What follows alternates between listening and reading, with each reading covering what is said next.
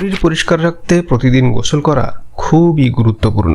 তবে গোসলের সময় শরীরের বিভিন্ন অঙ্গ বাড়তি যত্ন নিয়ে পরিষ্কার করা আরো বেশি জরুরি। না হলে সেসব স্থানে ব্যাকটেরিয়া জমে কঠিন রোগের ঝুঁকি বাড়তে পারে। ইলম বাংলার আজকের ভিডিওতে আপনাকে স্বাগত। চলুন জেনে নেওয়া যাক শরীরের কোন কোন স্থান প্রতিদিন পরিষ্কার করা খুবই জরুরি। পা গোসলের সময় হোক আর বাইরে থেকে ফিরে তাৎক্ষণিকভাবে পা ভালো করে পরিষ্কার করা খুবই জরুরি, কারণ পায়ের মাধ্যমেই বাইরের বিভিন্ন জীবাণু ঘরে প্রবেশ করতে পারে। তাই পা ধোয়ার ক্ষেত্রে একটি ভালো মানের স্ক্রাব ব্যবহার করুন। পা পরিষ্কারের ক্ষেত্রে আঙ্গুলের ফাঁকে বা পায়ের তলায় খুব বেশি করে গুরুত্ব দিন। নখের আশপাশও পরিষ্কার করুন।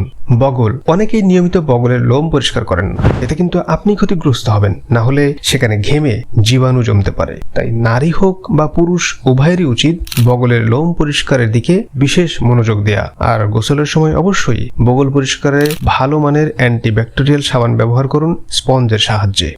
কানও কিন্তু জীবাণুর আতুর ঘর হিসেবে বিবেচিত। এজন্য প্রতিবার গোসলের সময় কানের আশপাশ ভালোভাবে পরিষ্কার করা জরুরি। বিশেষ করে কানের বাইরে ও সামনের অংশ ভেজা নরম কাপড় দ্বারা পরিষ্কার করে নিন। নাভি, যাদের নাভি অনেকটা গর্ত তাদের উচিত নিয়মিত সেটা পরিষ্কার করা। জানলে অবাক হবেন, নাভি হলো জীবাণুর অভয়ারণ্য। তাই গোসলের সময় অবশ্যই নাভি পরিষ্কার করুন ভালোভাবে। এক্ষেত্রে নখ দিয়ে ময়লা বের করার চেষ্টা করবেন না, তার পরিবর্তে নরম ভেজা কাপড় দিয়ে ধীরে ধীরে নাভি পরিষ্কার করুন। নিয়মিত নাভি পরিষ্কার না করলে সেখানে নানা ধরনের জীবাণু জমে দুর্গন্ধের সৃষ্টি হয়। এর থেকে নাভিতে ইনফেকশন হতে পারে। দাঁত, সকালে ঘুম থেকে উঠেই শুধু নয়, প্রতিবার খাবার পরপরই দাঁত পরিষ্কার করুন। দাঁত শরীরের একটি গুরুত্বপূর্ণ অঙ্গ।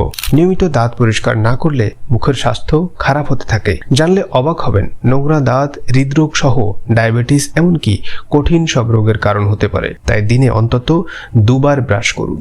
যৌনাঙ্গ, প্রতিবার গোসল ও টয়লেটে যাওয়ার পর নারী পুরুষ উভয়েরই উচিত ভালোভাবে যৌনাঙ্গ ধোয়া। না হলে জীবাণু জমে সেখানে বিশাল ইনফেকশন হয়ে যেতে পারে। মলদ্বার, মল ত্যাগের পর প্রতিবার সেখানে পানি দিয়ে পরিষ্কার করুন খুবই ভালোভাবে। অনেকে টিস্যু ব্যবহার করেই পরিষ্কারের কাজটি সম্পন্ন করেন। মলদ্বার পরিপূর্ণভাবে পরিষ্কার করতে অবশ্যই পর্যাপ্ত পানি ব্যবহার করুন ও অ্যান্টিব্যাকটেরিয়াল গন্ধহীন সাবান বা বডি ওয়াশ ব্যবহার করুন। বন্ধুরা, এই ছিল আজকের ভিডিও।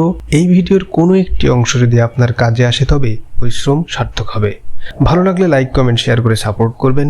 ইলম বাংলা সাবস্ক্রাইব করে বেল আইকন অন করে দিলেই কিন্তু সবার আগে নতুন ভিডিও নোটিফিকেশন আপনি পেয়ে যাবেন। কিছু জানার থাকলে কমেন্টে লিখুন, রিপ্লাই দিব। কথা হবে পরবর্তী ভিডিওতে। নিজের খেয়াল রাখবেন, ভালো থাকবেন।